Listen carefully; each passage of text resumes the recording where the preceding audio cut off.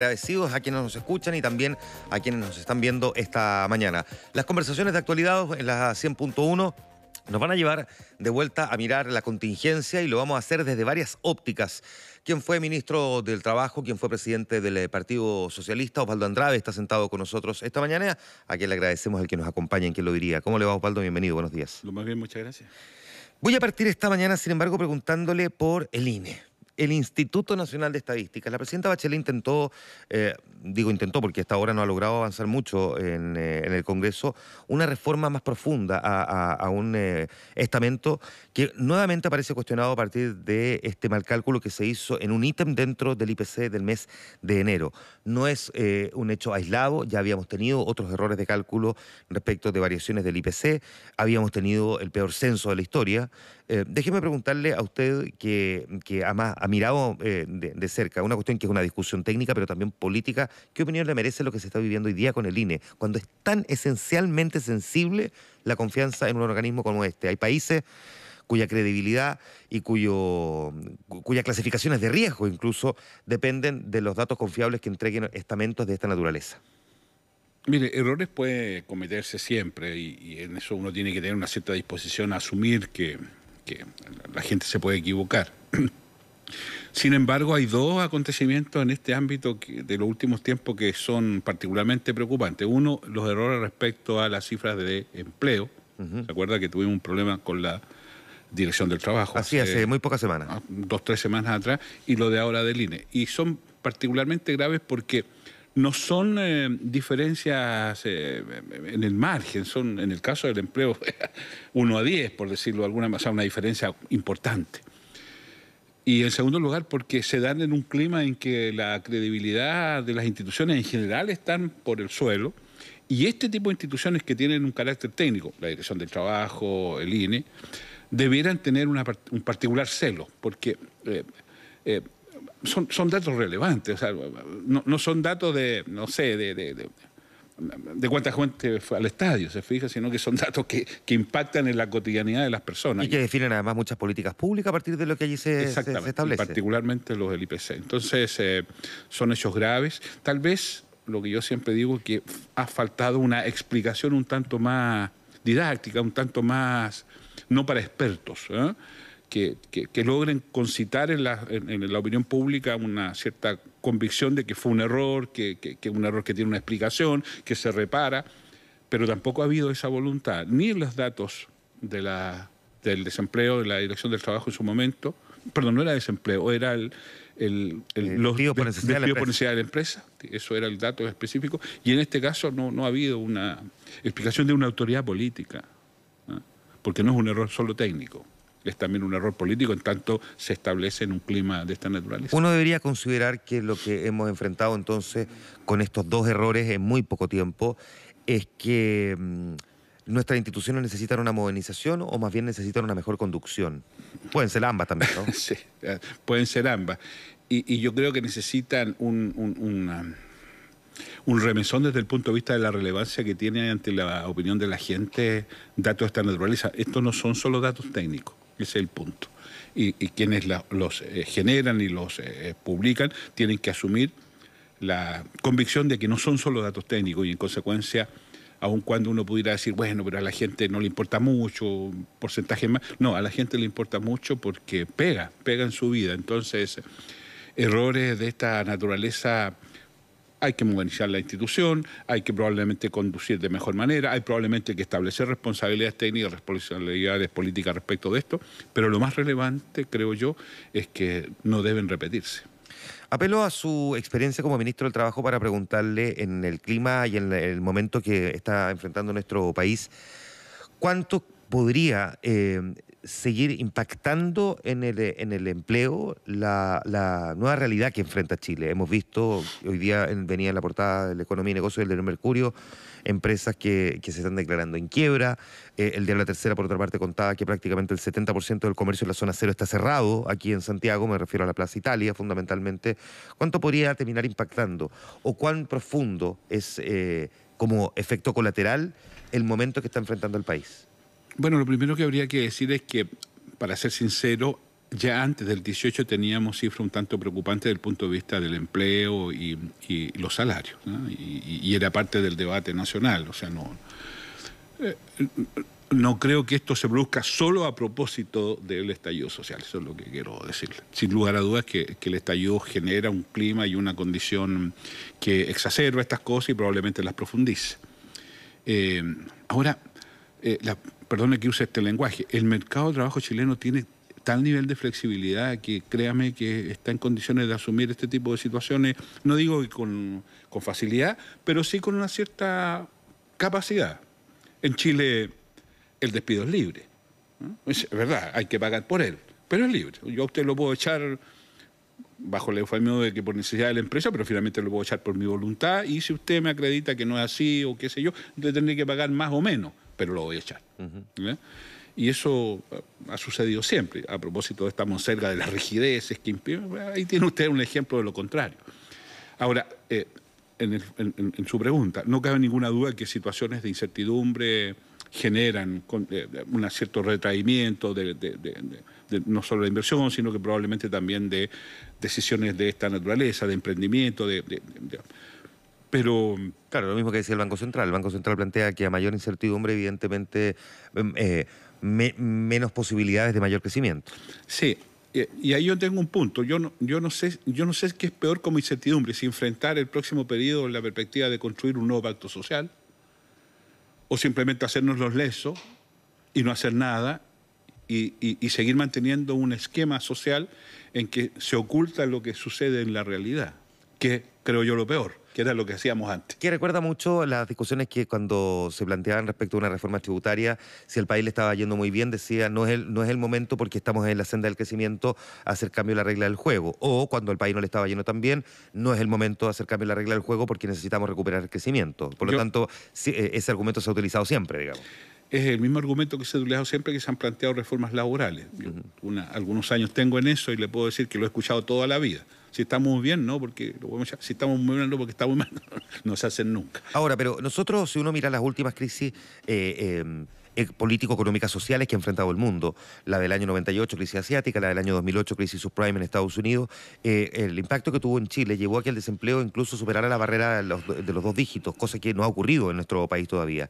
¿Ese es un riesgo latente o no hay que mirarlo de esa manera? Lo que sucede es que en Chile tenemos cifras que son bastante mañosas, porque nosotros en Chile tenemos a propósito de esto, yo creo que el gran problema que tiene Chile en materia laboral es el bajo salario, pero en este ámbito de lo que estamos conversando son, yo diría, 2 o 3 los factores esenciales que hay que considerar. Primero, tenemos un ámbito de informalidad enorme. O sea, la cantidad de autoempleo, de empleo sin ningún tipo de afirmación social, sin cotizaciones, que eso es enorme. Fíjese usted que a propósito de este debate que hay permanentemente respecto al empleo de las micro y pequeñas empresas, que es un debate que habla del 80%, ¿usted sabe cuánto empleo asalariado dan las pequeñas y microempresas? 7%. 7%. Ese es el empleo. El resto es autoempleo. El feriano no es empleo formal. ¿Me entiende? Segundo, el problema que tenemos, en segundo lugar, es que la permanencia en el empleo es muy baja. En Chile se está 3, 4 años en un empleo promedio. Quiero contarle, por ejemplo, que el contrato indefinido, más del 50% termina al año, porque después del año se generan otro tipo de obligaciones.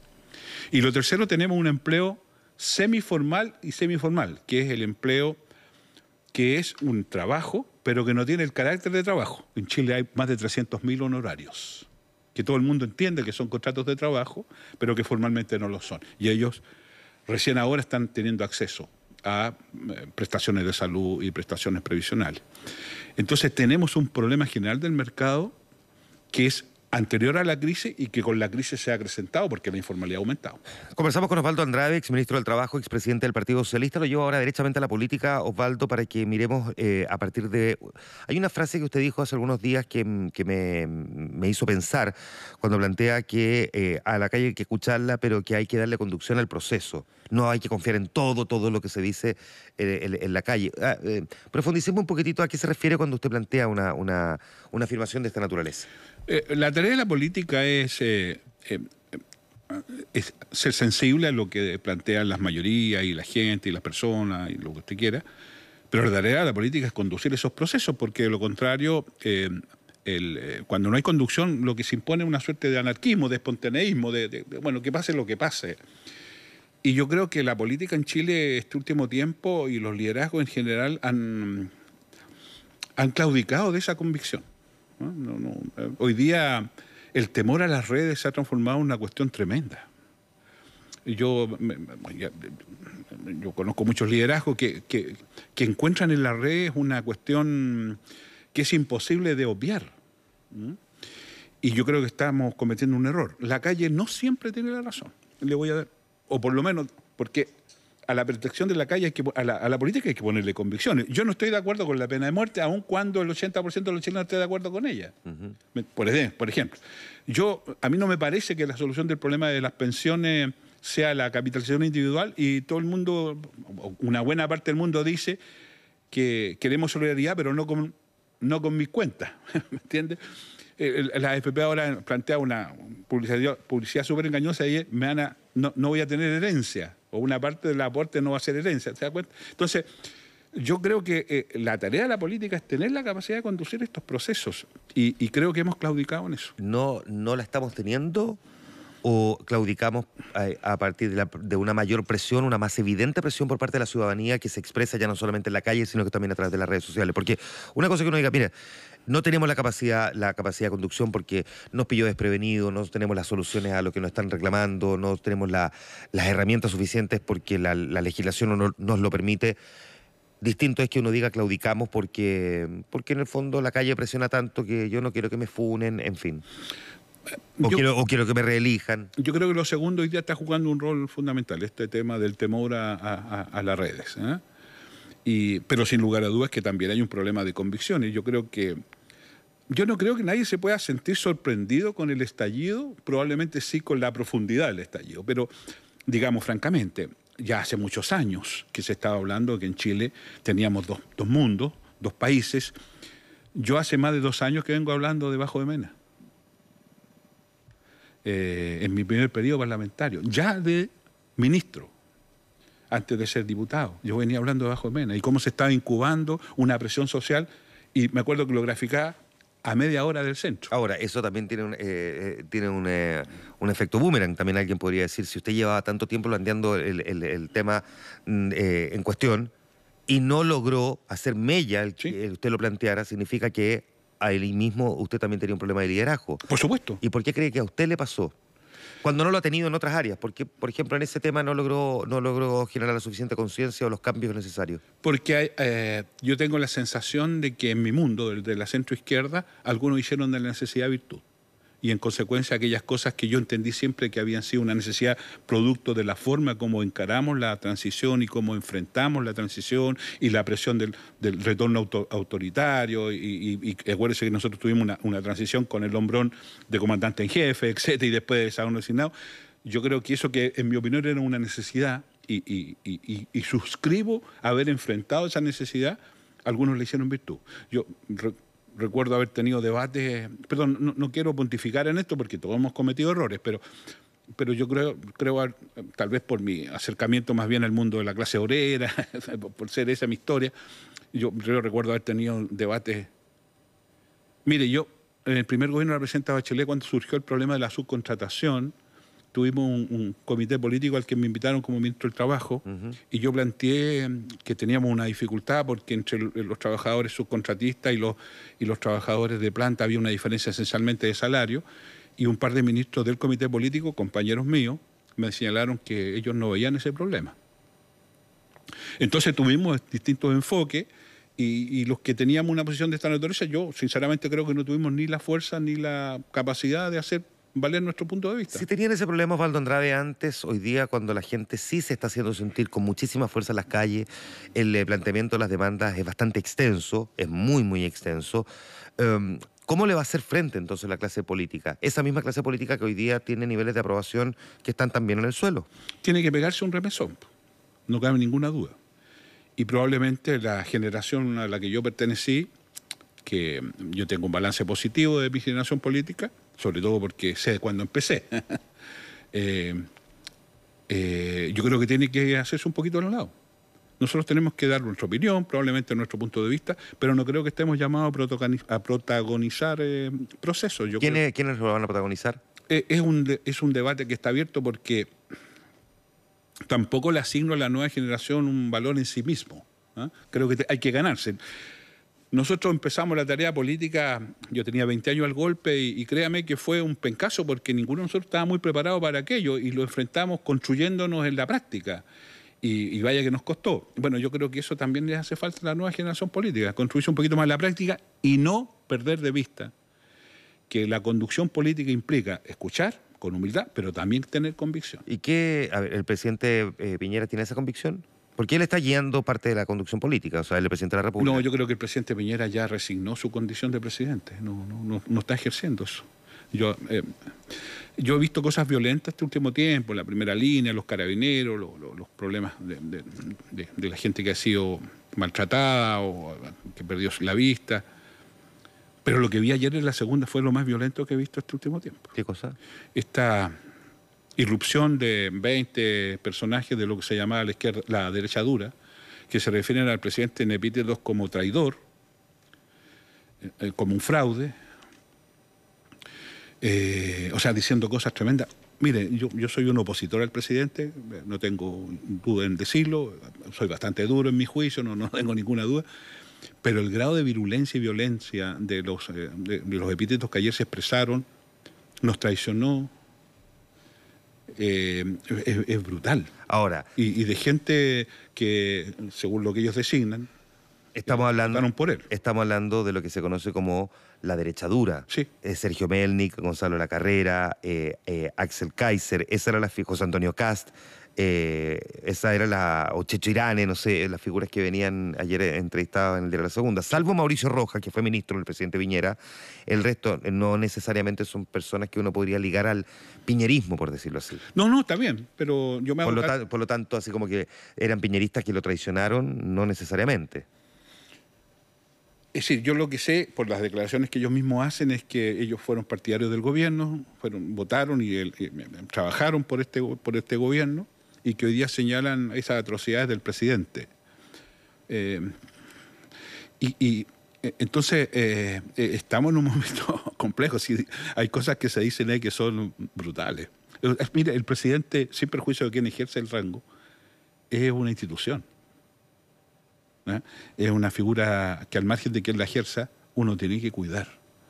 Y esta gente, o sea, después de escuchar esto, ¿qué? ¿Un golpe? No, está bien, pero estamos hablando de leerlo, perdón, no escuchar. Sí, estamos hablando de personas que no solamente uno no identifica de buena primera con el piñerismo, sino que eran antipiñeristas. O sea, Hermógenes Pérez de Arce nunca ha sido particularmente piñerista, Tere Marinovich nunca ha sido especialmente defensora. Hay un exministro. Claro, por eso digo que salvo el caso de Mauricio Rojas, que es el que a uno lo sorprende. El señor de la Carrera fue director de una empresa pública designada por Piñera.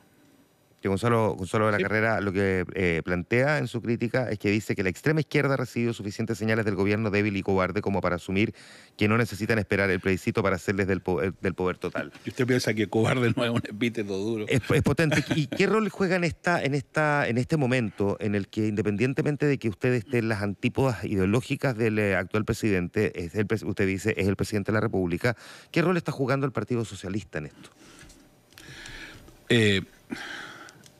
Bueno, yo tengo ahí una opinión crítica. El Partido Socialista es el partido que tiene la bancada más grande del Parlamento, diputados y senadores. Y es un partido que tiene historia.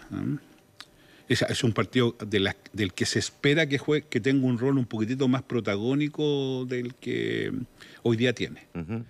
Yo entiendo que no es fácil, porque en un margen en el prestigio en que están los partidos, qué sé yo, no es fácil asumir esa tarea.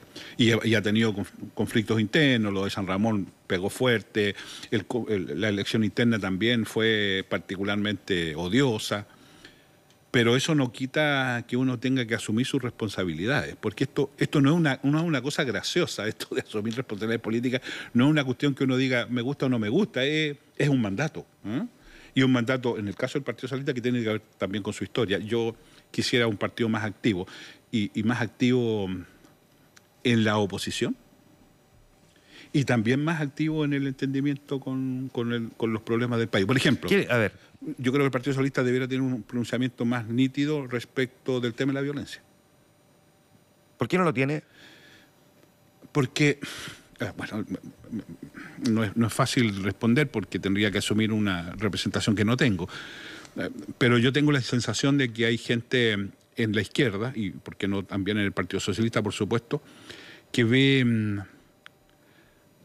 el estallido social como un momento histórico para producir cambios, pero que no sabe que también eso implica tener la capacidad de ponerle freno. Lo que yo aprendí de viejos dirigentes, con los cuales incluso algunos de ellos compartí la prisión, es que me decían, mire, compañero, uno tiene que saber cuándo apretar, pero también tiene que saber cuándo desacelerar, también tiene que saber cuándo frenar, también tiene que saber cuándo es el momento de abrir otro espacio. Y la experiencia me ha demostrado que eso es vital, y creo que hoy día eso no está presente en la izquierda chilena.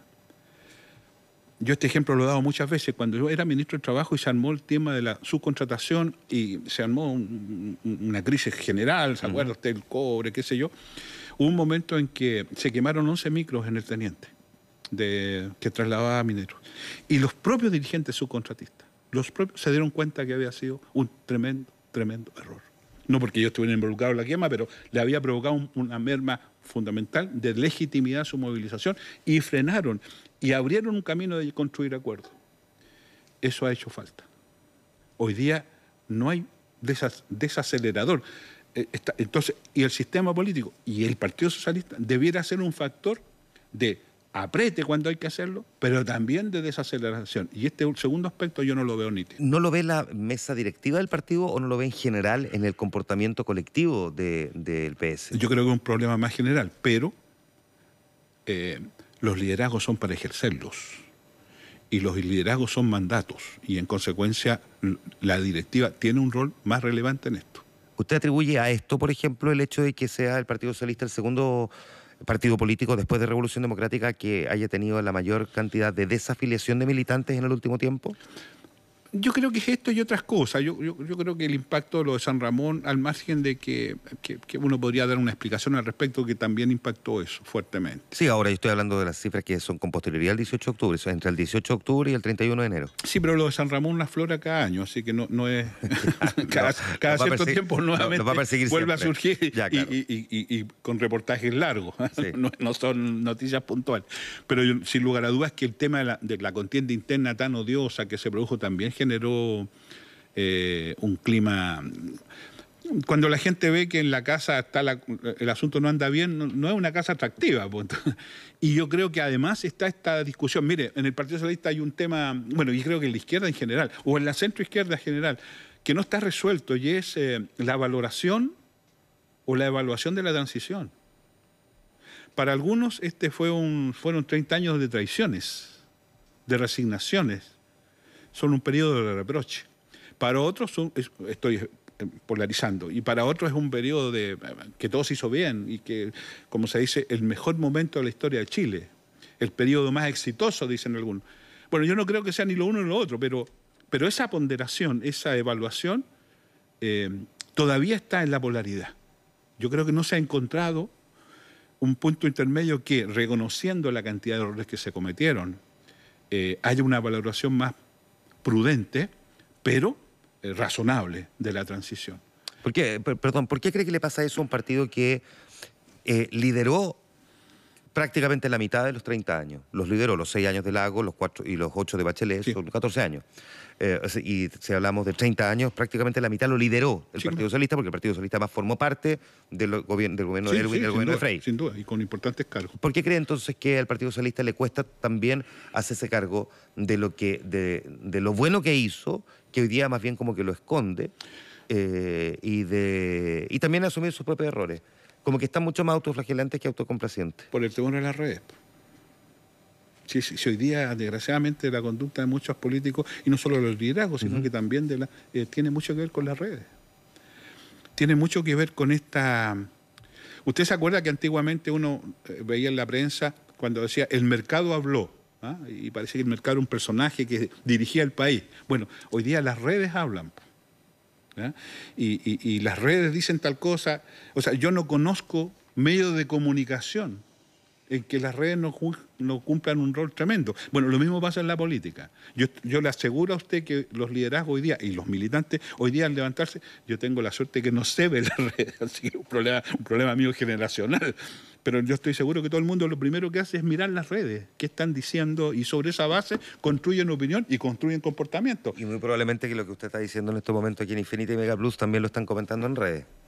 Y seguramente se van a decir todo tipo de atrocidades, porque además del anonimato, el mercado que es un anónimo, las redes que son otro anónimo, se permiten todo tipo de groserías, mentiras y también aciertos.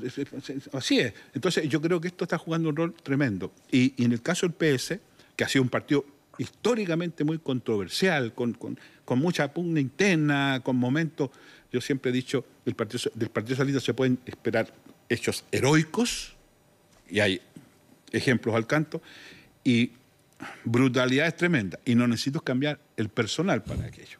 Una última pregunta, se la hemos hecho a varios de los invitados en estos últimos días. A menos de 2 semanas de que llegue marzo, ¿cuál es su pronóstico para el tercer mes del año?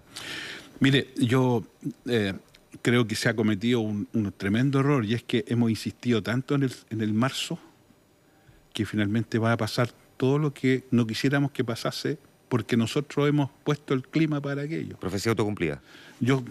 Esto es el cuento es loco. O sea, todo el mundo habla que se nos viene marzo, entonces, bueno, se nos va a venir marzo, y va a venir con lo que nosotros queremos que sea marzo. Y como en el intertanto hemos perdido un mes en que no ha habido iniciativa política alguna, febrero, y por el contrario, lo que han habido son estallidos más puntuales, en la muerte del barrista, el partido este otro. Lo que estamos haciendo, hemos construido un marzo, hemos allanado, abonado a ese camino. Yo espero que opere una cierta sensatez, pero me temo que el actor principal de esa sensatez, quien debiera liderar, protagonizar, no está. Y en consecuencia tenemos una ausencia que es imposible soslayar. Fíjese que Desbordes hace cosas que debiera hacer Piñera. ¿Cree que Mario Desbordes va a ser candidato presidencial? No. ¿Por qué? Porque él puede tener un cierto respaldo al interior del Partido Renovación Nacional, pero él no representa ese mundo. El Partido Renovación Nacional es un partido, no quiero usar el mismo lenguaje del alcalde de Santiago, porque en el caso mío no tendría por qué disculparme, como lo obligaron a hacerlo a él. Pero Renovación Nacional es la vieja derecha latifundista, tributaria de la nostalgia, son los viejos carcamanes, los larraínes, qué sé yo. Desbordes tiene el pelo muy negro para eso. Desbordes se educó en una escuela pública. No da. Se lo he dicho a él, tengo una cierta amistad con él. Él puede ser un gran presidente de Renovación Nacional, pero se lo van a cocinar adentro. El mejor ejemplo fue el Consejo. En el Consejo le dijeron, mire, Desbordes, te siga presidente del partido, no hay problema que yo, pero nosotros, la mayoría, estamos por el rechazo. Tenemos una opinión distinta a la suya. Yo creo que eso se lo va a impedir, siendo un buen tipo. Osvaldo Andrade, conversando esta mañana con nosotros en ¿Quién lo diría? Muchas gracias, Osvaldo, por venir a Infinita. Como se le ocurre, muchas gracias. 8:34 minutos.